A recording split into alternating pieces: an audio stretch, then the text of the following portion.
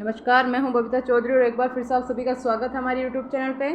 आज हम बात करेंगे कर्मचारियों के लिए रेलवे बोर्ड ने जो इंक्रीमेंट किया उसके बारे में। इससे आप लोगों को क्या फ़ायदा होगा इसके बारे में हम बात करेंगे।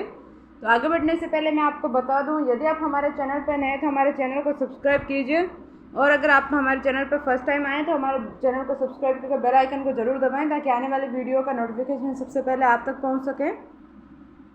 पेंशन लाभ के लिए मिलेगा एक अतिरिक्त इंक्रीमेंट, यानी कि रेलवे 30 जून 31 दिसंबर को रिटायर्ड कर्मचारियों को एक अतिरिक्त इंक्रीमेंट का फ़ायदा देगा।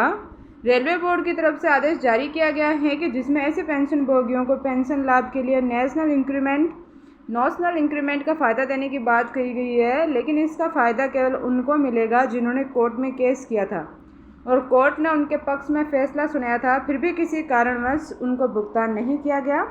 तो बाद में याचिकाकर्ता द्वारा फिर से कोर्ट की अवहेलना की और याचिका दायर की गई। तो ऐसे में पेंशन भोगियों को अब एक एक्स्ट्रा इंक्रीमेंट का फ़ायदा दिया जाएगा। इसका भुगतान याचिका दाखिल करने की तारीख से पहले के 3 साल का पैसा एरियर के रूप में मिलने वाला है। तो ये आप सभी के लिए बहुत ही अच्छी खबर है। तो वीडियो को ज़्यादा से ज़्यादा शेयर कीजिए ताकि सभी कर्मचारियों के मन में दिल में खुशी की लहर दौड़ सके।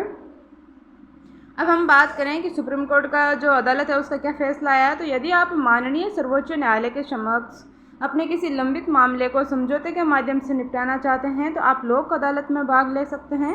सुप्रीम कोर्ट द्वारा 28 जुलाई 2024 से लोक अदालत का आयोजन किया जा रहा है और इस लोक अदालत में भाग लेकर आप अपनी समस्याओं का निपटारा पा सकते हैं। अगर आपको इसमें भाग लेना है तो आप 28 जुलाई 2024 से पहले किसी भी निकटतम जिला विधिक सेवा प्राधिकरण के कार्यालय में संपर्क कर सकते हैं और अपने किसी भी मुसीबत से निजात पा सकते हैं।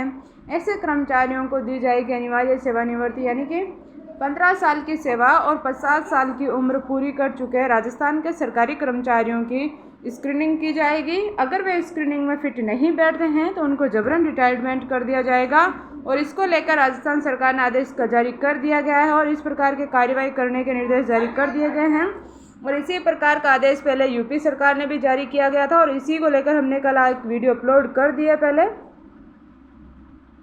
अब हम बात करते हैं कि पेंशन विधि अब आएगा दरवाजे पे, यानी कि पेंशन धारकों की हायर पेंशन को लेकर उनकी समस्या शिकायत का समाधान करने के लिए पेंशन विभाग आपके घर आने वाला है। यानी कि 27 मई 2024 को निधि आपके निकट 2.0 कार्यक्रम का आयोजन किया जाएगा और सुबह 9 बजे से शाम 5:45 बजे तक कार्यक्रम में पेंशन भोगी और अपने परिवारजन भाग ले सकते हैं और पेंशन से संबंधित सारी जानकारियां प्राप्त कर सकते हैं। इस कार्यक्रम में हायर पेंशन को लेकर पेंशन भोगी की मृत्यु के मामले में परिवार को क्या करना है, पेंशन लाभ व डीएलसी के बारे में विस्तृत जानकारी दी जाएगी और ये कार्यक्रम कहाँ कहाँ होने वाला है इसका न्यू आप इस लिस्ट में चेकआउट कर सकते हैं। यानी कि वो आपके घर पे ही पेंशन वाला जो सिस्टम है वो आएगा और आपको पूरी बात बता के जाएगा कि अब आपको क्या करना है और किस तरह से आपको काम करना है। अब हम बात करें कि नई शिक्षा नीति के तहत बाल शिक्षा भत्ता व हॉस्टल सब्सिडी का भुगतान कैसे किया जाएगा, इसको लेकर डीओपीटी ने महत्वपूर्ण आदेश जारी किया है। डीओपीटी का कहना है कि नई शिक्षा नीति 2020 में लागू की गई थी, ऐसे में बाल शिक्षा और हॉस्टल सब्सिडी प्रतिपूर्ति को लेकर कुछ बदलाव किए गए हैं।